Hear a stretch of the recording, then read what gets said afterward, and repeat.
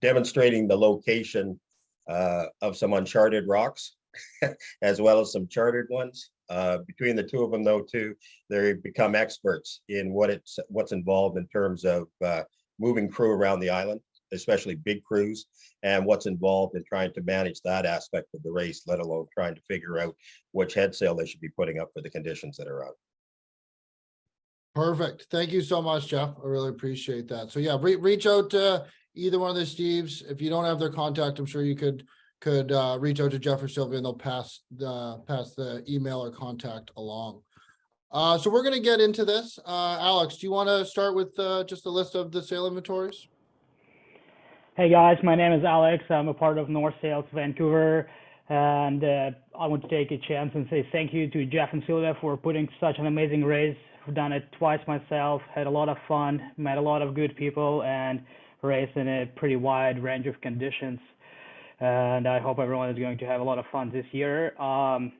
Today we're going to talk about the sail inventory for the race. Mostly we're going to go for the sails, what ideally would be good to have. But if your program doesn't allow to have more than 13 sails, it's not a big deal. Just find something what's going to work for you.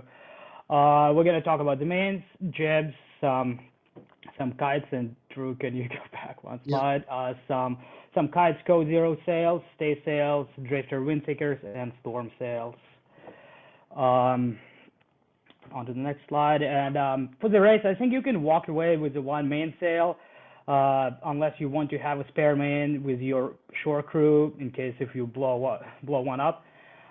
In order to preparation to the race, I would probably recommend you to go over the bolt ropes and sail slides on your mains, just to ensure that sail can go up and down freely, so it's not going to cause any grief to your crew when you riffing somewhere outside of the winter harbor in 40 knots. Would recommend to check out your leash and foot lines, that you can clip them, or that Velcros are in a good operational conditions and it doesn't come off every second. Would hardly recommend to check your buttons and button pockets, especially guys with the carbon buttons. Like, I would recommend to probably wrap it up in some sail tape, because sometimes those buttons, they break, and it's very, very hard to pull those out. And check over your button pockets that all the stitching is good. Check over the bungees in some button pockets. They have bungees, and eventually they come loose and they don't hold the tension in the buttons. Definitely recommend to check over reef and reef points, and also clew, tack, and head of the sail, because those areas, they're high loaded, and you don't want to lose your reef or any other sail attachment point during the race. Also check over the high chafe areas, like spreader patches, and also areas where your main sail leaning on the rig and on the shrouds. Usually with the sails a bit older, you can see that, you can find marks, and if you see those marks, probably put some patches on it just to ensure that it's not going to wear through on the very long downwind leg or something like that. And if you feel that your sail is getting old, it's always good practice to take a few pictures. If you are questioning it, show it to your local sales expert, and they'll potentially recommend you do a recut the leech or a luff, and bring the sail back to life. So that's probably it on the main sail part here. Awesome. Thanks, Alex. Yeah, this race, you put a lot of hours, and you just, most people just have one main sail. So making sure that sail is ready to do a 2-week, adventure race is pretty important. So make sure that you go through it, and look over everything, and make sure that, you do have material to patch up the sail if it does fail. So I think that's pretty important. It would be nice if you do have a second mainsail, as Alex said, I'd highly recommend bringing it along. You never know what's going to happen, but saying that, making sure that one that you are going to use is ready to go is very important. Moving on to jibs and genoas. So, a lot of the time, not everybody, but, you usually would like to have a light number 1, like a medium or a number 2, and then a heavy number 3. Not all programs have that. You know, a lot of people are kind of starting to do hybrid kind of light mediums, but making sure you have a good idea of what head sails you have, and make sure you know what wind strengths you're going to be using them in. Once you figure out what head sails you're going to be bringing with you, you're going to want to look over these head sails. So things just like the mainsail, you're going to want to look at the luff tape. So you're going to check up and down the front edge of the sail. Spreader and stanchion patches, especially if you have older Mylar based sails, you know, spreader patches and stanchion patches are going to go a long way, because Mylar does tend to be a little bit more fragile. Leech and foot lines, you know, make sure that they're working. The last thing you need to do is have a leech flapping for 6 hours going upwind. Basically, it's going to shear off the back of your leech. So make sure your leech and foot lines are working. Battens, check all your battens. You know, make sure you might even want to have some spare battens. One recommendation I got from Dennis today was, and he's always looking to save a few dollars here and there, is to take your longest batten and just make sure you have an extra one of those. So if you do have a batten spit out or break or whatever, chances are that's going to fit in any of the other pockets. It might not be perfect, but it's going to help support the leech. Batten pockets. So you want to look over the batten pockets, as Alex was saying. You want to make sure if it's a bungee system or a webbing system, that you have it set up and the battens are functional.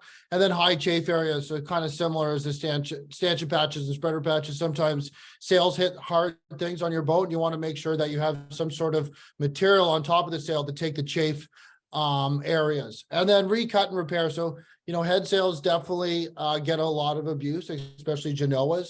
A lot of the time you'll see leech hook and Genoa just from it getting beat up on the spreaders and the mast. So if you do want to look at maybe putting a little bit of extra life into a head sail, especially Genoas, you know, recuts can definitely help out. So that's it I have for jibs and Genoas. Do you want to chat about symmetrical kites, Alex? Yeah, I just got one comment about jibs and mains. Also check over the clue rings, whereas it's a jib or a mainsail, especially on the sails what contains any carbon in it. Usually when you put those sails in the sail bag and you forget it to rinse it off, carbon and stainless steel, they not doing well together, to be honest, and they start to corrode. So if you have carbon sail, check over the clue ring as well, because sometimes under the webbing it starts to corrode and eventually it breaks. Going to the symmetrical kites, so we have a few kites here on the picture. On the left we got a reaching kite with the left shoulder, and on the right is a more balloony shape sail, is a runner. Gonna go real quick through the coatings on the sails. So, you know, some kites, they have a coating is S1, S3, S5, S2, S4. And there is a rule of the thumb, uneven numbers as a 1, 3, 5 is a reaching kites, and even numbers such as a 2, 4, and all of a sudden 1.5 is runners. So I would usually, in a perfect world with a symmetrical boat, I would definitely recommend to have all of those if your budget allows for it. Here is a bit of a polar chart for it, and you can see what kites are covering what area and what wind angles. I think, like, I sail 2 Van Isles, and some people definitely done more. And from my experience, we've been lucky enough to have all of the kites on the boat, and it was covering every single wind range. But I would definitely recommend to have a really good A3, A2, and probably A5. That would be my recommendation from my experience. And you can carry on to the next slide, I think, Andrew. Awesome. Do you want to chat about? I think you missed A sails. Oh, there we go. Thanks, Alex. So same type of thing. So reaching kites are odd numbers. So A1, 1, 3, and 5. And then runner kites are A1.5. It's like a light air runner. I call it the Vancouver special. A2 is more of a medium air runner. So kind of like 10 to 20-ish. And then A4 is a heavy air runner. So, you know, in the perfect world, you have all these sails. At the end of the day, chances are you're not going to have all these. You know, having a good A1.5/A2 is important.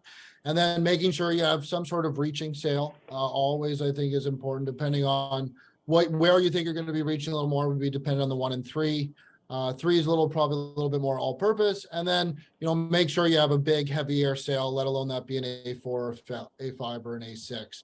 You want something if the wind is up that you're not jib reaching downwind when your competitors have something else up in the air. So moving on is just, this is the polar, so very similar, to the symmetrical sails, not much difference there. So you can kind of see where the A5 and A4, you can see A5 is still a big wind sail, but it's a little bit more reachy, especially when you get down around the 20 knots. Saying that, having something that you can put up is most important. But if you were to put these sails up, these are the optimal design angles and wind strength that you'd be using them. They can obviously be used outside, but these, as I said, are optimal. Okay, on to the code 0. Alex, you want to chat about this? Yeah, 100%. So code 0 is I think that to me, it's a must-have sail on any distance / coastal race.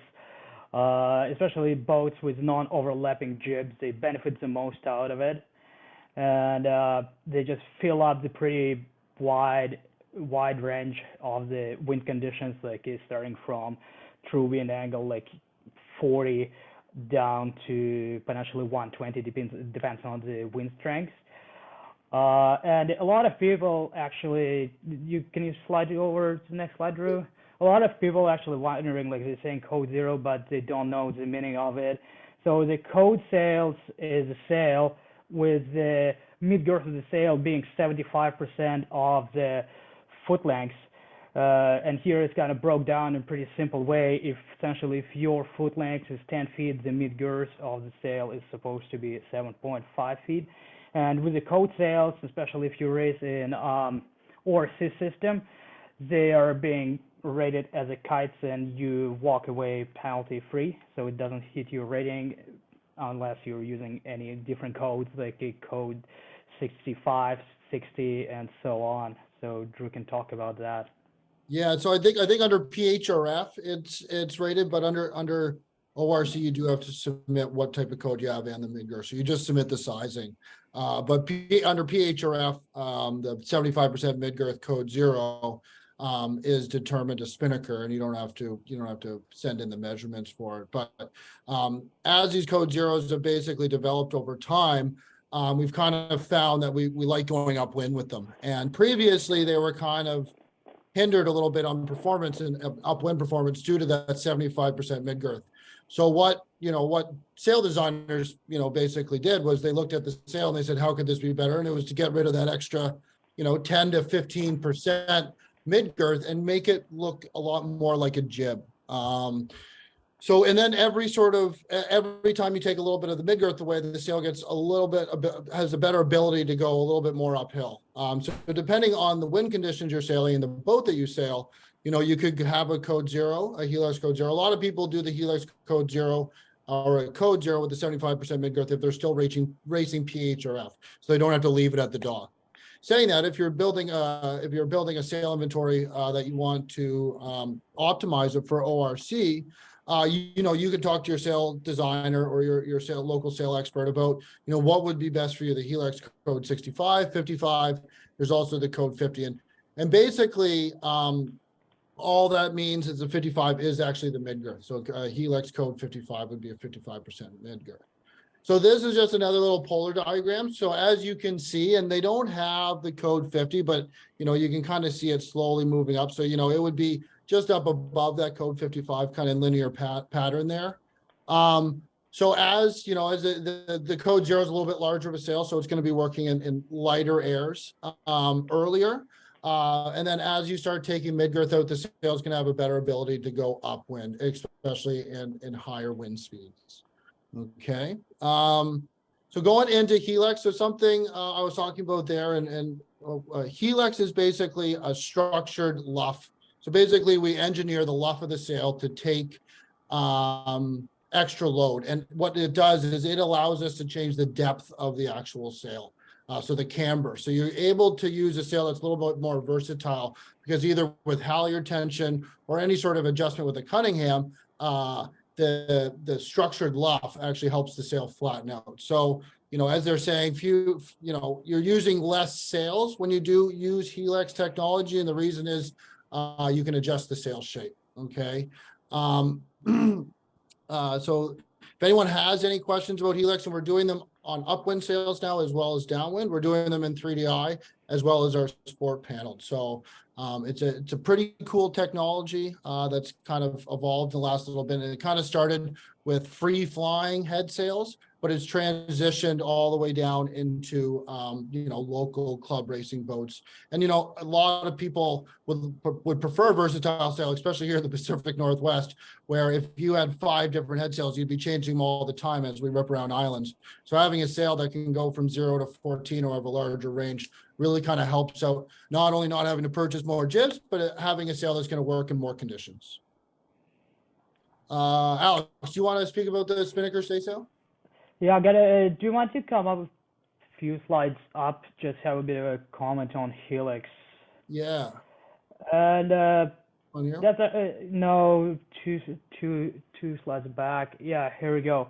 And with the Helix, so Helix essentially the technology is made the way that your luff of the sail being supported by the sail, not by the luff rope, as before we would have like a luff rope.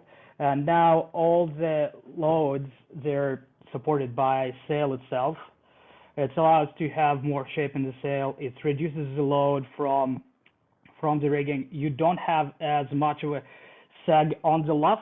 Before with the luff ropes, going into like higher angles, let's say 70 degrees apparent wind angle, like you would get a bit of a sag on the end of the sail. Helix technology, it eliminates it. It holds the shape better.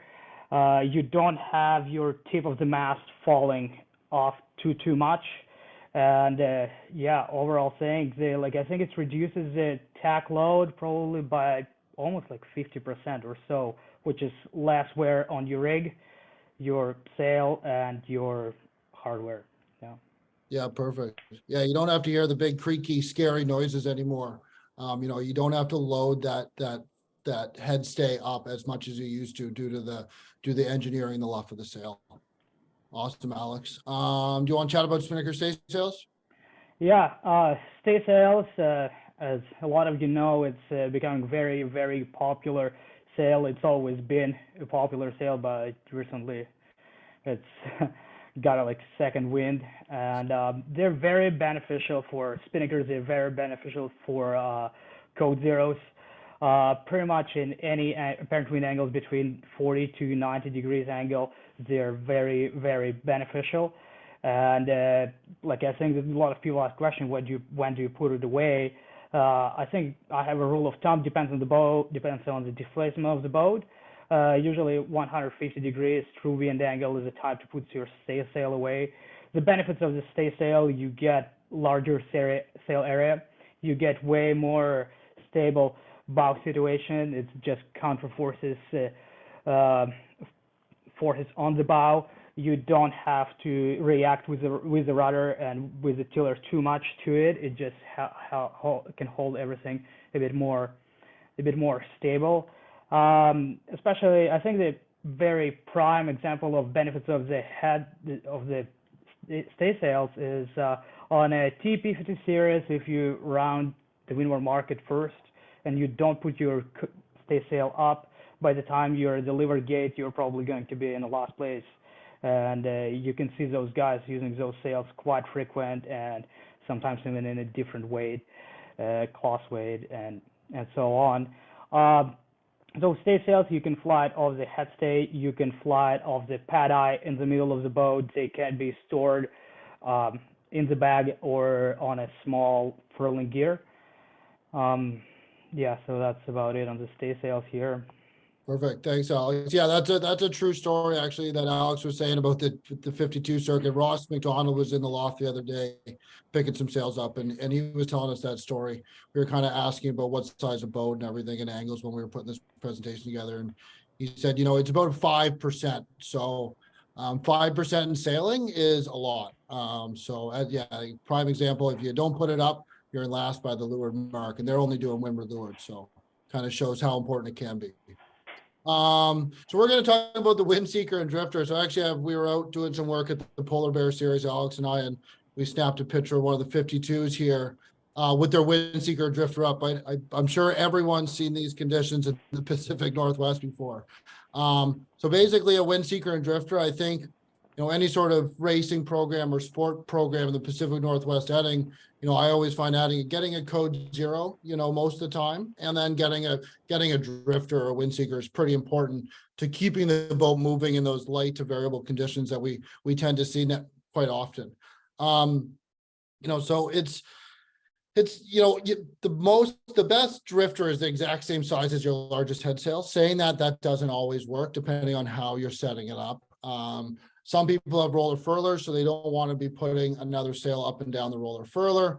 So you can free fall them like you can see here. A lot of the time, the windseekers or drifters are kind of set up to sheet somewhere around the cabin top, the mast butt area. And that just kind of helps when you're tacking. A lot of the time, you're just trying to find the wind. But making sure you have a sail cloth, like some people just have like a Spinnaker sailcloth. And I find that's great to help find the wind. But once you really want to get the wheels moving on the boat a little bit, so making sure that you have some sort of like a laminate, like a very lightweight laminate would be important to just be able to take the strength and not turn into a balloon and get the boat moving so that you can peel while the boat has some boat speed, and you can keep that momentum going. So I've done it before where I peeled to the J1 too early and the boat completely stops. Then everyone's smoking past you with the drifter up. So I always find making sure they have a good drifter that is made out of a laminate product so you can carry it in a little more wind than you would a traditional windseeker, which would be made of a Spinnaker material. Perfect. And then we're going to get into storm trysail and storm jib. So this one always, depending on the race, everyone has, questions about this and how they want to get set up, because this is more of a safety thing than a performance thing. So I'm sure Jeff and Sylvia could speak to that, but I'm going to go through basically what you need. And then at the bottom, there's the offshore special regulations link. So I can send that out or Jeff can send that out, but you should all have access to it. And you'd want to go through your sails and make sure that you meet. So I just kind of highlighted a few things here, but there is basically a page full of different regulations that the sails need to have, such as the storm trysail, sail numbers, and all these things I didn't include. So I'd recommend every team getting someone in that position to kind of take care of the sails and make sure that the storm sails are ready. So storm trysail, so you can get a storm trysail, or you can actually use your mainsail, but you need to, if you are using your mainsail, you need to reduce your luff by at least 50%. So you can do pretty easy math there with a measuring tape and a calculator and figure out where your reef point is. If you don't want to get a storm trysail, you can always add a reef to a sail. So that's 99% of the time you could add a reef going into the race, or you could get yourself a storm trysail. Basically, the storm trysail area has to be no greater than 17.5 of the mainsail hoist times the foot length, okay, in terms of sail area. So they're relatively small, okay. Another one that kind of adjusted, especially during the Vic Maui and whatnot, in case if you have a boat with an in-mast trailing mainsail, the storm trysail shall be capable of being set while the mainsail is furled. So you need to have a separate track on the mast itself to be able to hoist your storm trysail. A lot of the time, those are those T-tracks. You just kind of put them beside the slot that your sail rolls in and out. So you can't just roll in your mainsail to 17.5%. You have to have a storm trysail. Heavy weather OSR max jib. So this is something that every boat needs. Basically the area, and it's usually around 85%, but basically you need an area of 13.5% height of the 4 triangle squared. So that's the sail area that this sail needs to be in. For majority of boats, it's around 85. But if you are getting a sail built, or if you're having a sail recut for this, you want to make sure that you check out the calculation so that you don't build one too big.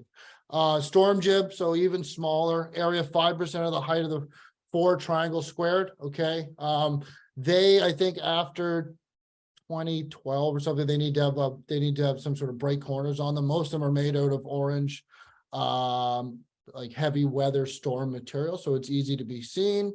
And then both these heavy weather jibs basically need ready available means independent of the luff groove to attach to the stay. So most of the time you'll see grommets on these sails, and what that allows you to do is actually strop the sail around the forestay. So if the forestay, the luff tape pulls out of the forestay, the sail isn't going to tear away and come back into the boat. It's still going to be attached to the forestay. So both those sails need to have that. Okay. So I'm sure there's probably going to be more questions about the storm trysails or storm jibs or people getting prepared. But those I would recommend going online, checking out the offshore special regulations and figuring out what you have and what you might need. And reach out to us if you have any questions. Alex, you want to go through the prep list? I think this is pretty important, guys, for getting a boat ready to do a race around an island for 2 weeks. Making sure that the boat is prepared is pretty key to make sure that you get all the way around the rock. Yeah, so we're gonna touch base here probably on one of the most important areas. It really depends on what conditions your boat at the moment. But I think the biggest thing, inspect your rig and the mast. If you have a chance to pull the rig out, maybe have a look before you go into the race. Just inspect everything, check the rods are fine, the swedges on the wires are okay. The spreaders or spreader bars are good, and also spreader tips, because sometimes those break on the older boats. Check over the sheave boxes and sheaves itself, very, very important, so your haulers can go up and down and you're not going to lose the sheave sometime outside of Vancouver Island. Check haulers itself, that you don't have any big damage on the hive chafe areas and around the splice area or around the clutch area. Definitely check out the clutches and winches. They're all in good operation conditions. If your clutches are a bit old, check out the jaws on them, that they're not worn out. Usually you can get replacement ones if needed. Check out the winches, that the poles are good and the springs are good, because sometimes those springs in the winches, they lose their ability to bounce back, and all of a sudden your Winchester is still like a free spin in one direction. Operational traveler and jib cars, sometimes those ball bearings being covered in dirt and salt if you don't drain them every time after you come back after sailing. So maybe rebuild the cars, put in new ball bearings in it, and put it all back together. Other deck hardware as blocks around the collar of the mast and other hardware, whatever you may have on the deck. Making sure that your rig is tuned properly, at least to the base setting, and that everything is straight, that you got right amount of rake and right amount of pre-bend for your sails. Calibrate the electronics so you can get accurate readings during the race, so you can choose the right sail, so you understand angles right, especially at the nighttime. It's very helpful. Race ready bottom for the boats with old bottom paint. Definitely would recommend to put some new paint on to make sure that you're always fast. As people say, a clean bottom is the best friend of tactician. And check over the lifelines to make sure that your crew is not going to go for a little swim. And safety gear, and also furling gears. It doesn't matter whereas it's in-mast furling gear or it's a head sail furling gear, or especially A sails and code zero furling gears, because if they break, and usually they break in a very awkward times, it's very hard to put sails away. So I would definitely go over this boxes, and it's going to give you a general idea of what's going on. Yeah. Perfect. Thanks, Alex. Do you want to go through this extra running rigging parts? Sure. From my experience racing around the Vancouver Island, definitely beneficial to have light kite sheets, like super light for the wind, like 5-4 knots, especially when you go downwind. It's beneficial to have something really tiny, what's not going to pull the clue of the kite down.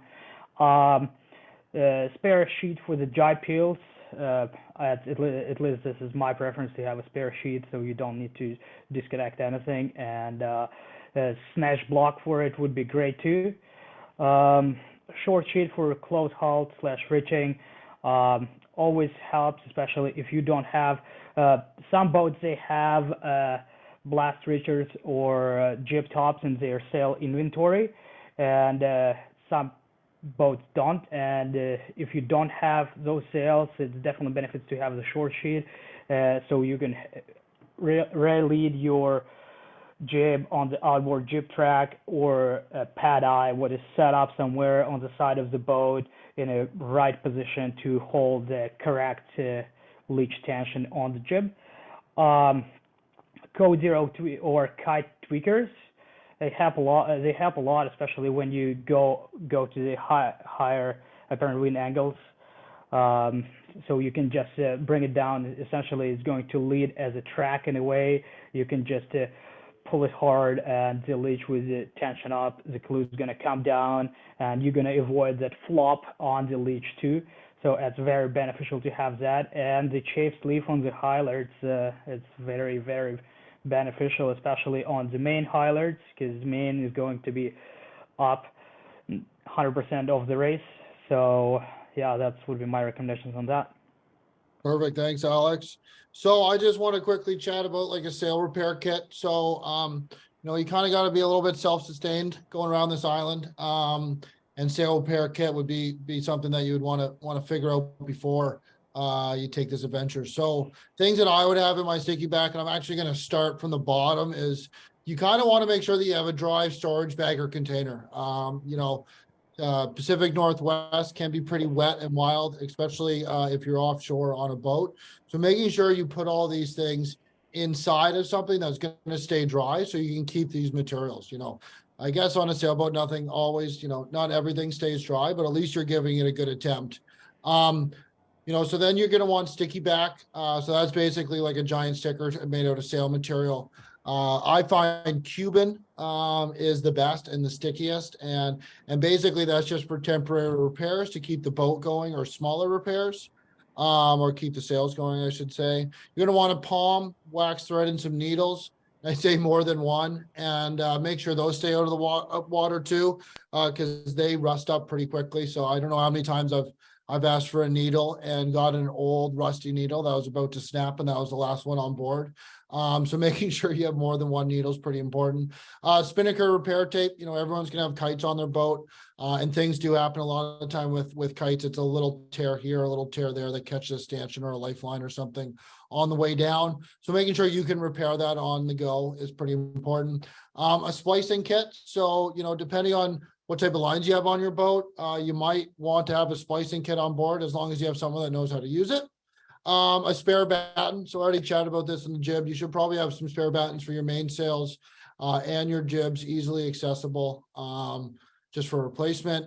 Extra slides in cars. So people that have mainsails that are either using slugs, slides, or cars, you probably want to bring an extra one or two along with you, and just for the reason that if they do break, you can sew them back on. And then, as I said, the last one, you want to make sure that you put all this stuff in a dry storage bag or container, so that it lasts you the whole race. This stuff is not inexpensive in any means, and if you just kind of throw it down in the boat, it's probably going to be wet and ruined by the time you get back to Nanaimo 2 weeks later.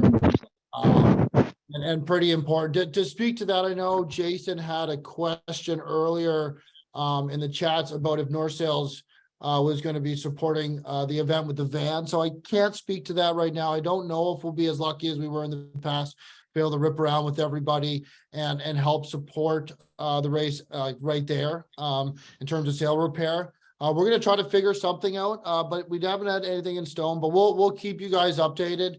We'll reach out to Jeff and Sylvia. We'll make sure that there's a plan that if sails do get damaged, that, that they get fixed and returned, and make sure as best we can sailboats don't retire from a race due to not having sails to compete. Okay.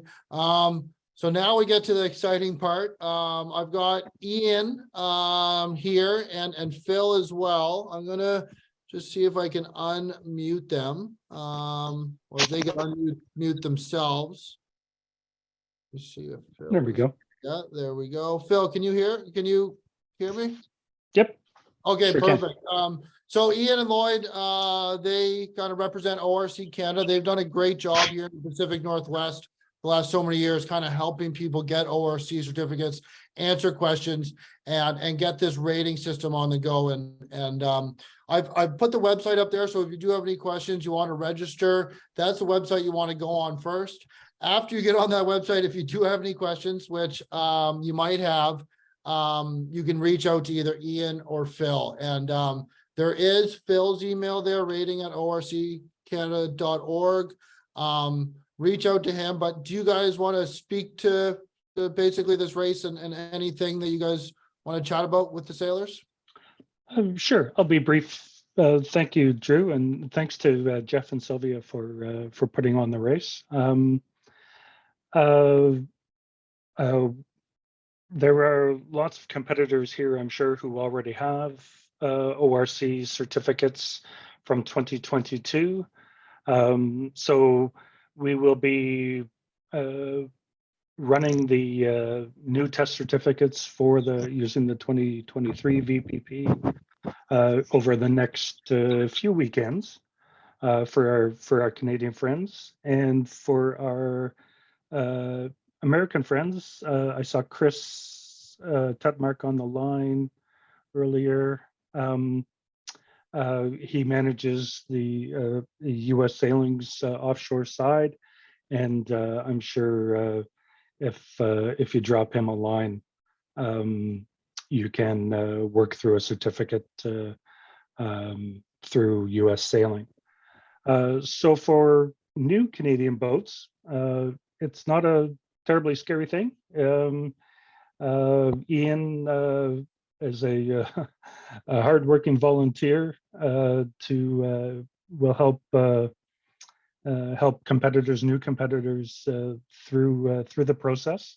And really, what we're trying to do is get the best sense of what configuration your boat is in order to fairly determine its speed potential and then handicap it. In terms of resources available to racers, the ORC website, which is www.orc.org, has lots of great stuff on board. I'll clip into the chat the most relevant one, I think, for new competitors and competitors.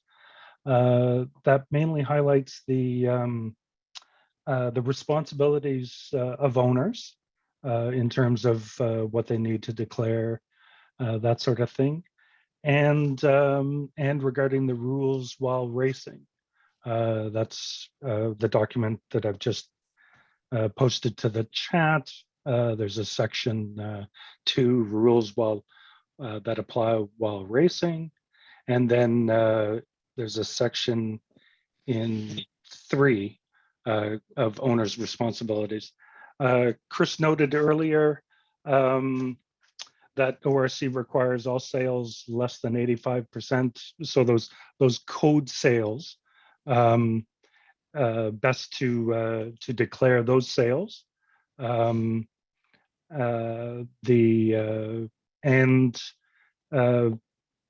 the big buzzword is all head sails set flying. So any of those loose luft head sails, Spinnaker stay sails, Genoa stay sails, or so those are aft of the head stay. Any of those head sails set forward of the head stay as well should also be declared. It's not terribly difficult. We can North Sails has been an excellent resource for ORC, providing great measurement data. So hit those guys up and hit up your local sailmaker as well. They're excellent resources for information. For those wishing to Canadian competitors wishing to apply for a new certificate, not having had one before, please hit us up at that email noted there, and we'll start the ball rolling. And as I say, it's not terribly scary. We'll work through it all together. Perfect. Thanks, Phil. Ian, do you have anything to say, or do you think Phil kind of took care of everything? The only thing I'd add to that is if you're new to ORC, crew weight does factor into the boat performance, and so you do need to declare your maximum crew weight. It's okay if you're under, but you can't sail with more than what's declared. I believe the Van Isle uses the number of people aboard as times 85 kilograms as a rule of thumb. Perfect. Awesome. Thank you very much, guys. I really appreciate that. So yeah, if you haven't gotten an ORC cert, or you have any questions, these are the guys. They know what they're doing, and they can help you out, get sorted. That's something you definitely want to do before this race, or it's mandatory. We're about to get into the question period. One last thing I wanted to touch base on is during that sale kind of talk there, if you do see that you have a hole in your inventory, or you're kind of thinking about adding a sale before this race, I would reach out to your sailmaker now. All the boat shows are about to fire up, and delivery dates usually 8 to 12 weeks. We're 4.5 months out. So if you crunch some numbers, you know, you've got a little while to get some sale orders, but you know, it's always nice to make sure that that sale arrives before the race, and you're not sweating to leave the dock without a new sale. So that's just my recommendation. I really appreciate everyone coming out. I'm going to read through the questions here, and then if anyone wants to add questions, feel free, go into the chat. Other than that, we'll kind of wrap it up with Jeff once we're done this question answer. So I kind of answered that question about Jason Saunderson was asking about if we're going to be supporting with the van. You know, we'll be back in touch regarding that. Chris commented that ORC wants all sales of less than 85 to be declared. So Phil just kind of chatted on that. So that's just kind of a comment there. Randy asked, what is a code 0 tight upwind apparent angle? So those numbers was in that polar diagram there, Randy, and I can forward that over to you. It really depends on what mid-girth you're going for. And then that will adjust, you know, your polars for that sail, or the optimized wind angles and wind strength. So I'll bounce it over to you. Chris, again, just clearing up, ORC requires all sails less than 85% half width relative to foot length ratio to be declared. So any sail that has less than 85%, and that basically means anything that's not a spinnaker in sailmaker terms. So any rule of thumb for Randy actually asked a question about any rule of thumb for tack loads for code 0. So if you are having a code 0 built, you know, reach out to your sailmaker, and they should be able to source that. Usually also, depending on which furling unit you're going with, you can speak with the rep or the distributor about questions about how large a lot of the furling units will come in different units, like a 1, 2, or a 3. And then depending on the size of your boat and what the application you're going to be using that sail for, whether it be a free flying asymmetrical or a code 0 or a top down code 0, you'll kind of figure out what furling unit you'll need. And they can kind of lead. So I would say reach out to your sailmaker / rigger or manufacturer of the furling unit. Phil sent, if anyone's looking through the chat, Phil actually sent the rules. I think that's really important and shouldn't be skipped. So I know a lot of people like to watch the Sydney to Hobart. I'm sure everyone kind of knows the example that happened. We don't need to speak about the boat, but there was a rule infraction that was brought up after the race and after the prizes were given away. So someone that's in charge of the sales on any of these programs should be looking through the ORC rules, because they are different than IRC or PHRF. So you want to make sure that you're going through those, because the last thing you need to do is do a 2-day, 140 nautical mile leg and then be disqualified due to flying a sail incorrectly or using a sail that's not declared, or any of those rules. So make sure that you read through those rules. You just use that link. I think that's pretty important. Next question was from Ben. Any major changes to the ORC rules for 2023 that racers should be aware of? Is there any chance I could get Phil or Ian to comment on that? If not, we could probably reach out to them out to them personally, but maybe they want to speak to that. Sorry, Drew, I missed the question. Would you mind It's, repeating yeah, it? my apologies. I'm probably speaking a little quick. So any major changes to the ORC rules for 2023 that racers should be aware of? Any big changes in the last, since Christmas? No big rule changes. There is a focus on compliance with the head sail set flying issue that's reared its head down south, but we want to ensure that boats are in compliance with that part. It's a new VPP or velocity prediction program. Each year that gets done, updated and refined as a function of the previous year's research. So a more tuned VPP is in effect, but that's about it. Perfect. Awesome. Thank you so much. Ian actually just commented as well about the ORC speed guide. So when you do submit your ORC, when you get the cert, you actually get the speed guide, and it's a valuable tool to use for your upwind angles and sail selection. I think you use that as a starting point, and then you go out and see how your sails work and perform in, underneath the angles and everything that the speed guide kind of recommends, and then kind of fine tune it off of the speed guide. But the speed guide's a great starting tool in terms of where you should be, making adjustments in your sails and your sail changes and your reefs and all that other stuff. So it's kind of like not a free, but it's a polar that they're using to rate your boat. So it's a very good start. Ryan Haynes asked if we could share this deck with the attendees, and I'm assuming that the meeting chat is what he meant by deck. So I'll try to copy this down and I can share it. So, the slide deck, sorry. Okay. So this is actually this is recorded. So it's going to go up on North Sail's YouTube page tomorrow. So this whole slideshow will be on YouTube tomorrow with the audio and everything. Oh, sorry. And Ian says you actually, this is my fault. You actually purchased the speed guide through the Sailor Services. So the speed guide you do need to purchase. I think it's pretty important to have, especially if you have more than a few head sails and more than a couple of kites with a code 0. Definitely pretty important.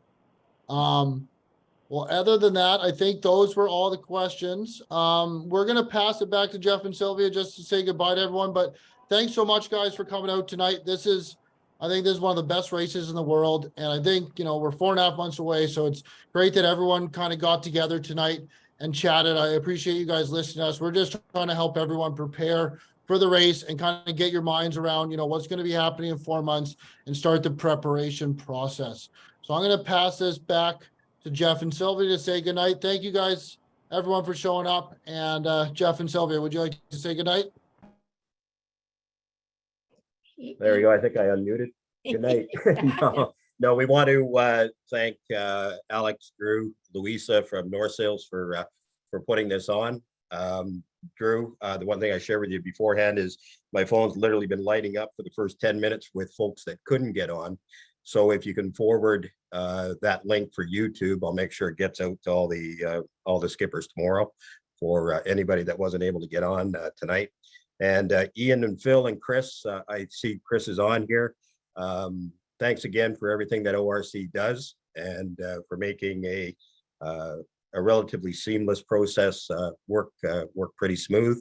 And again, thanks Drew and Alex for putting up all the contact stuff so that people know how to get a hold of everybody. Other than that, yeah, I think Drew said it well there at the end is June the 2nd is going to be on us fast, very fast. And trying to get your boat ready and the crews ready and all that sort of thing, it's a real process. We wish you the best of luck in getting that done. And if there's anything that Sylvia and I can do to put you in contact with the right people or to help you out, feel free to reach out to us. I just wanted to mention that we had a Zoom call with Drew, and is it Louisa? Yep. And the question that was put to Jeff and I was, could you describe the race? And before we could even open our mouths, Drew piped up and probably blathered on for 5 minutes about how wonderful the race was. And we couldn't even say anything else. Your enthusiasm for the race, Drew, is amazing. I really enjoyed the webinar. And Jeffrey and I generally, we are very excited. We're just getting over COVID, both of us. We've been down for about 3 weeks. So I'm sorry, we've been answering the phone and not really sounding like ourselves, but the communities are really excited we're back.